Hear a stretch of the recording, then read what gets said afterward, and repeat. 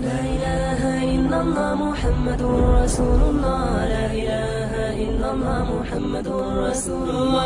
لا إله إلا الله محمد رسول الله. Some brothers, what they do, they make dua, they make dua, they make dua. And Allah's Messenger sallallahu alaihi wasallam said, Allah, He loves it or He accepts his dua of his servant, ma lam yasta'jil, as long as that servant hasn't become hasty. This is a hadith, I think in either Tirmidhi or Abu Dawud, one of the two.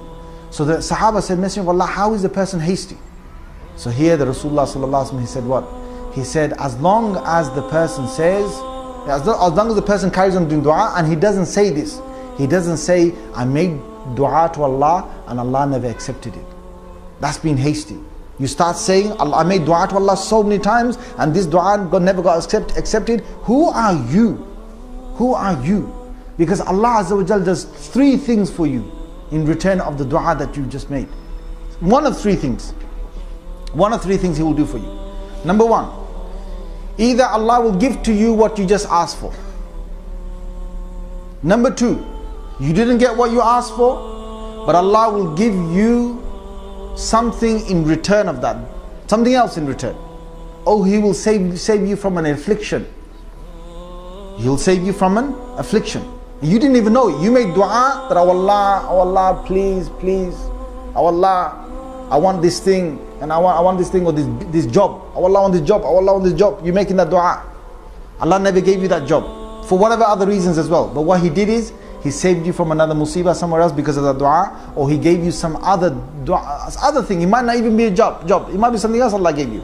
And the third thing, the best of all things, is you never got anything at all in this dunya. You say, what? I made dua with my life and never got anything in this dunya? What? On the Day of Judgment, some brothers will come and they will see right next to them. This is in hadith of Ahmad. A person will see right next to him, he will see mountains full of reward. Now this guy sees mountain full of reward and he thinks, nah man, I didn't even live that long to get these mountains full of reward. That can't be mine. And he's looking at his little piles next to him. So then long time passes by, no one comes to claim their mountains full of reward. And then the person says, oh Allah, just a question, what my servant? He said, these mountains full of rewards, who are they for? Allah says, for you my servant.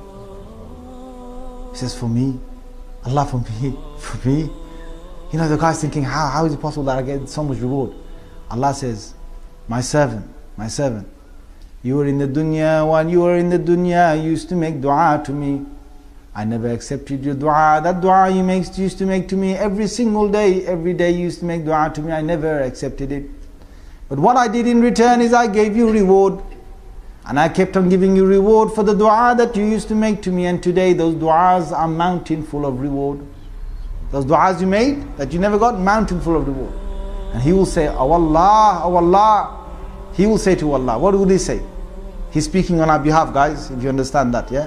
Rasulullah sallallahu alaihi wasallam can't tell your name, he can't say my name, he can't say your name, but some of us are in this situation. You say, oh Allah, in that case, why did you accept any of my du'as? In that case, oh Allah, why didn't you reject all of my du'as in the world? Reject all of them, so that I would get plenty more mountainfuls on the Day of Judgment. If only we understood what Allah is doing to us and what is beyond our fate.